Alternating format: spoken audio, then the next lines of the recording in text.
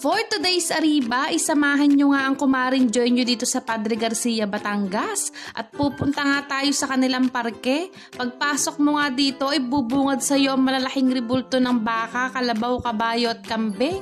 Ay napakaganda nga nila. At sa bandang dulo naman ay nandito ang mga palaruan ng mga bata. Abay tiyak na mag-e-enjoy ang mga anak nyo dito.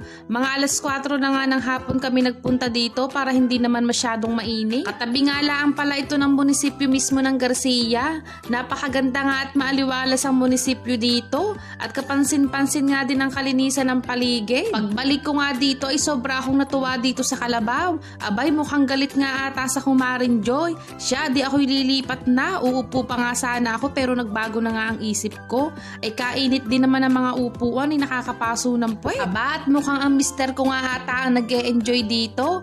Kita nyo ga at sayang-saya yan, ngayon lang nga ata yan nakasakay ng siso.